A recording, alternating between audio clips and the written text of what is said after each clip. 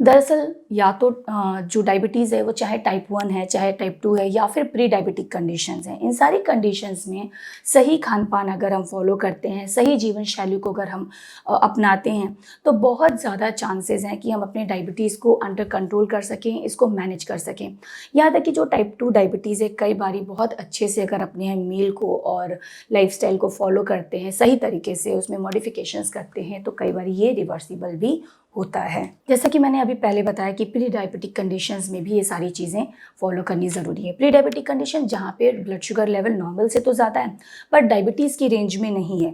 तो अगर इस कंडीशन में भी हम अपने लाइफस्टाइल में मॉडिफिकेशंस करते हैं, अपनी जीवन शैली को स्वस्थ बनाते हैं, जो स्वस्थ खाना है, जो कि डायबिटीज़ में जिस तरीके का खाना फॉलो करना, अगर हम उस तरीके का डाइट प्लान फॉलो करते हैं, तो ये जो प्री डायबिटिक कंडीशन है वहीं पे मैनेज हो जाती है और ये फर्दर डायबिटीज़ में प्रोग्रेस नहीं करती है।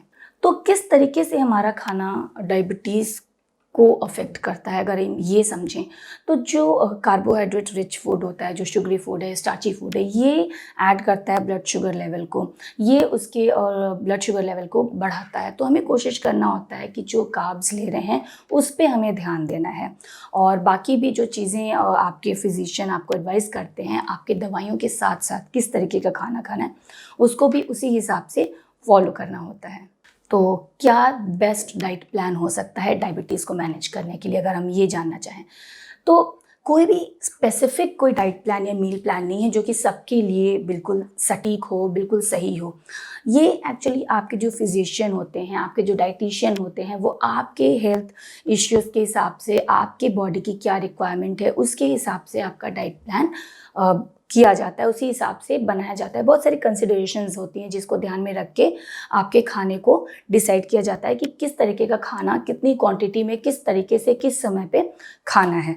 वो कंसिडरेशंस क्या-क्या होती हैं अगर हम उसके बारे में बात करें, तो आप सबसे पहली चीज़ तो यही होती है कि आपकी कंडीशन क्या है। इधर आप प्री डायबिटिक कंडीशन चल रही है या फिर आपको डायबिटीज़ हो गया है। अब डायबिटीज़ हो गया तो टाइप 1 है या टाइप 2 है। उसके साथ-साथ आप कौन-सी दवाइयाँ ले रहे हैं, कौन-कौन सी मेडिकेशंस हैं, क्या कॉम्बिनेशन ऑफ ड्रग्स हैं, वो आपकी हेल्थ को किस तरीके से अफेक्ट करते हैं। साथ ही साथ डायबिटीज़ में वेट का बहुत ज़्यादा इंपॉर्टेंस होता है। मोटापा इसके जो सिवियरिटी और बढ़ाता है। तो आपका वेट कितना है, आपका वज़न कितना है, उसमें किस तरीके से आपका जो वज़न है उसको कितना मैनेज करना है, कितना कम करना है, ये सारी चीज़ें भी आपके डाइट प्लान के लिए बहुत ज़्यादा इंपॉर्टेंस रखती हैं। उसके अलावा क्या कोई और अंडरलाइंग मेडिकल कंडीशन भी है जिसके लिए आप और भी कोई दवाइयाँ ले रहे हैं, ये भी बहुत ज़्यादा ज़रूरी हो जाता है जानना। साथ ही साथ आपकी लाइफ़स्टाइल, ऑलरेडी जो आप लाइफ़स्टाइल है, जिस तरीके की जीवन शैली है वो क्या है?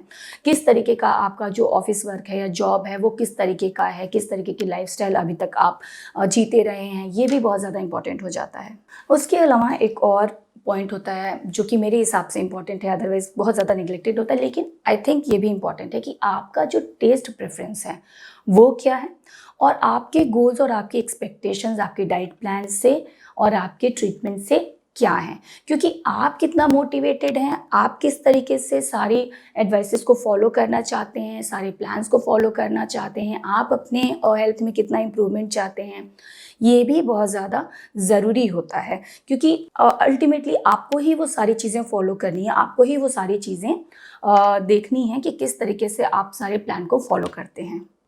तो डाइट प्लान किसी भी तरीके का हो, किसी के लिए भी हो, इन सारी चीज़ों में एक जो चीज़ है वो बहुत ज़्यादा कॉमन होती है कि सही तरीके का खाना, सही समय पे और सही क्वांटिटी में खाना डायबिटीज़ के दौरान बहुत ज़्यादा ज़रूरी होता है। इसका क्या मतलब है, हम आगे समझेंगे। जब हम बात करते हैं सही तरीके का खाना, तो किस तरीके का खाना हम खाएँ डायबिटीज़ के दौरान?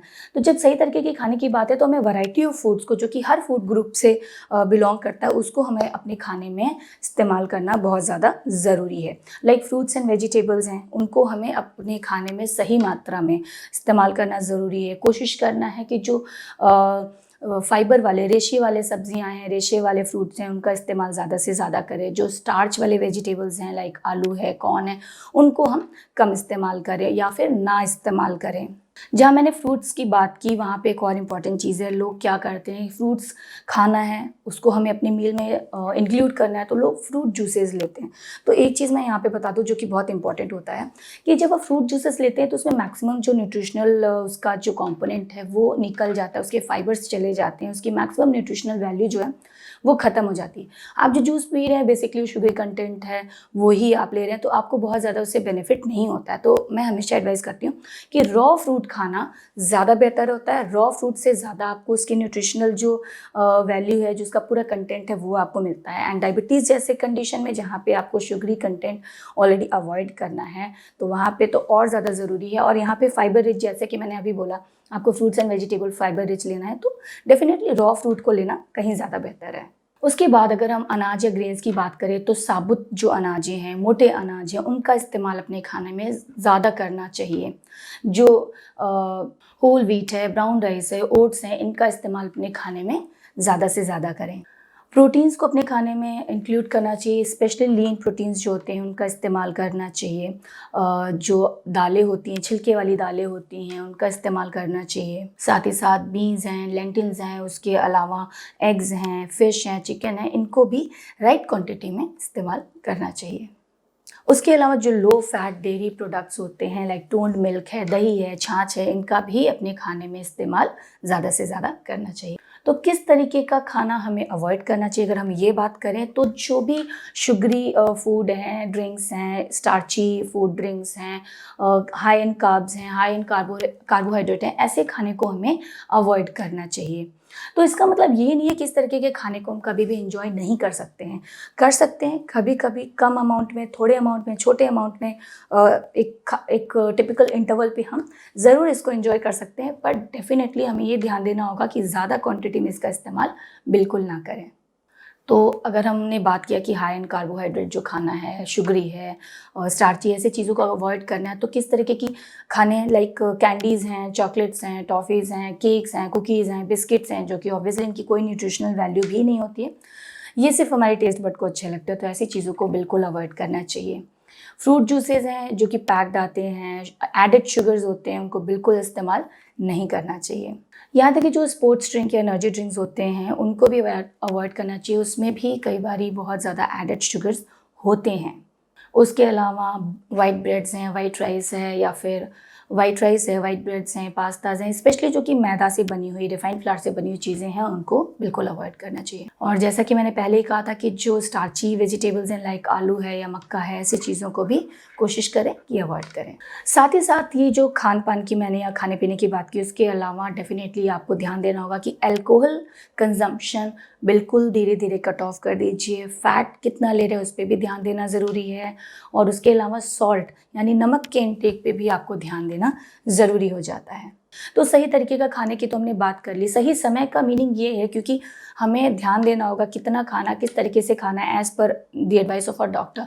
क्योंकि हमें ये भी ध्यान देना कि ब्लड शुगर ना तो ज़्यादा हो ना ही कम हो, हाइपोग्लाइसीमिया की भी कंडीशन नहीं होनी चाहिए। इसलिए हमें छोटे छोटे टाइम गैप पे छोटी छोटी क्वांटिटी में खाना या जो भी आपके स्नैक्स हैं वो खाते रहना है, ताकि ब्लड शुगर कम भी नहीं होना चाहिए और ब्लड शुगर ज़्यादा भी नहीं होना चाहिए। जो आपकी दवाइयाँ हैं, जिस तरीके से आपको एडवाइस की गई हैं, बिल्कुल उसी तरीके से, उसी टाइम पे, उतने ही टाइम गैप पे जो आपका रूटीन है, बिल्कुल उसी हिसाब से फॉलो करना चाहिए। जो दवाइयाँ हैं उनमें भी आपको कुछ ऊपर नीचे नहीं करना चाहिए, क्योंकि डाइट, दवाई, एक्सरसाइज, जो आपका वेट मैनेज करना, ये सारी चीज़ों का कंबाइंड इफेक्ट होता है डायबिटीज़ की मैनेजमेंट पे। जैसा कि आप जानते हैं, डायबिटीज़ टाइप 2 की अगर हम बात ना करें, और हर कंडीशन में रादर, जो डायबिटीज़ है इसको हम पूरी तरह से ट्रीट नहीं कर सकते हैं, लेकिन डेफिनेटली इसको हम मैनेज कर सकते हैं, ब्लड शुगर लेवल को कंट्रोल कर सकते हैं। और ये सारी चीज़ें करनी डेफिनेटली इनिशियली थोड़ी सी डिफ़िकल्ट होती हैं, थोड़ा सा प्रॉब्लम लगता है, लेकिन जो इसका रिवॉर्ड आता है वो बहुत ज़्यादा बहुमूल्य होता है। क्यों? क्योंकि आप डायबिटीज़ के साथ में ही हो सकता है कि हेल्दीएस्ट फॉर्म ऑफ लाइफ जीने, तो वो सब कुछ आपके हाथ में है। अगर आप सही तरीके का खाना खाते हैं, सही तरीके का जीवन शैली फॉलो करते हैं, तो ये बहुत ज़्यादा मुश्किल भी नहीं है। यहाँ पे एक इम्पॉर्टेंट पॉइंट है, जो कि कई सारे लोगों की क्वेरीज होते हैं कि क्या हम शुगर को गुड़ से सब्सटीट्यूट, गुड़ को एज अ सब्सटीट्यूट हम यूज़ कर सकते हैं चीनी की जगह डायबिटीज़ के दौरान? तो बिल्कुल नहीं, क्योंकि जो गुड़ होता है ये बिल्कुल वैसा ही इफेक्ट देगा जैसा कि चीनी देता है। अगर आप अदरवाइज डायबिटीज़ से फ्री हैं, मतलब कि अगर आपको डायबिटीज़ नहीं है, तब डेफिनेटली आप गुड़ को एज एन ऑल्टरनेटिव यूज़ कर सकते हैं चीनी की जगह। लेकिन अगर डायबिटीज़ है तो आपको गुड़ को भी वैसे ही अवॉइड करना है जैसे कि आपको चीनी या शुगर को अवॉइड करना है। तो ये एक मिसकंसेप्शन होता है जिसके बारे में मैंने आपको बताया। बाकी उम्मीद करती हूँ कि जो भी हमने अभी आपको डाइट से रिलेटेड जानकारी दी है, डायबिटीज़ से रिलेटेड, इससे आपको ज़रूर मदद मिलेगी। उसके अलावा भी कुछ सुझाव है या फिर आप और भी कुछ जानना चाहते हो, कमेंट बॉक्स में जाके हमें ज़रूर बताएं। मिलते हैं अपने अगले वीडियो में। धन्यवाद।